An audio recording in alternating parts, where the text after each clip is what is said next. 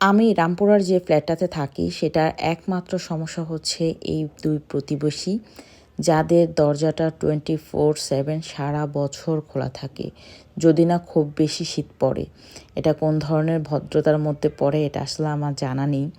যাই হোক, তাদের নিয়ে আরেকদিন আপনাদের বিস্তারিত কিছু একটা বলবো। আজকে আমি বের হয়েছি আমার রামপুরার প্রিয় কিছু স্মৃতি একটু ঘুরে দেখার জন্যে। স্মৃতি এ কারণেই বলছি, যেহেতু বাসাটা আমি ছেড়ে দিচ্ছি, রামপুরা আর থাকা হচ্ছে না, সেহেতু এইগুলো আমার কাছে কিছুদিন পর স্মৃতি হয়ে যাবে। এই রাস্তায়, এই পথে ঘাটে আমি কী পরিমাণ হেঁটেছি, কী পরিমাণ ব্লগ বানিয়েছি বা কতটা সময় কাটিয়েছি, এটা আসলে বলে বোঝানো যাবে না। আমি রামপুরাতে আছি 2010 সাল থেকে।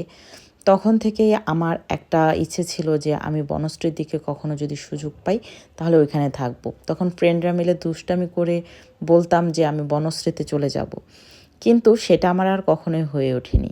তো এখানকার বিভিন্ন খাবার, স্ট্রিট ফুড, যেগুলো আমি মাঝে মাঝেই বের হলে, বাজার করতে বের হলে বা কোনো কাজে বের হলেই খেতাম, তাদের সাথে এসেছে আজকে দেখা করতে আর যাওয়ার আগে একটু বিদায় নিয়ে যেতে।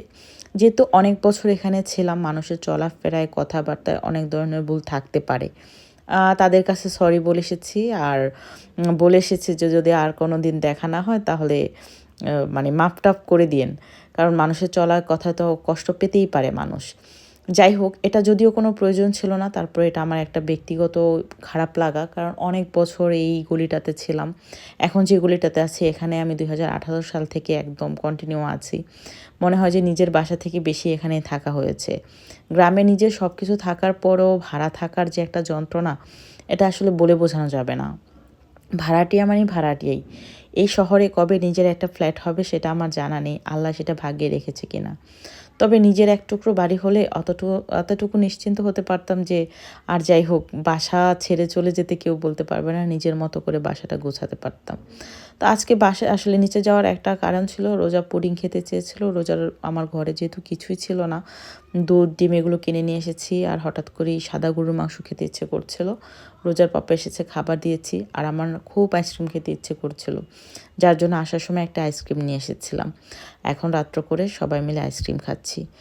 তো দোয়া করবেন যেন আমরা বেঁচে থাকতে থাকতেই মেয়ের এক টুকরো ফ্ল্যাট এই ঢাকার মধ্যে করে দিয়ে যেতে পারি। কারণ এই বাড়িটাতে আমার মেয়ের অনেক কিছু, অনেক স্মৃতি। আমাকে এই বাড়িটা রেখে যেতে খুব কষ্ট হবে, কিন্তু কিছু করার নেই। ওই যে আমরা ভাড়াটিয়া, একটা না একটা সময় তো বাসা ছেড়ে চলে যেতেই হবে।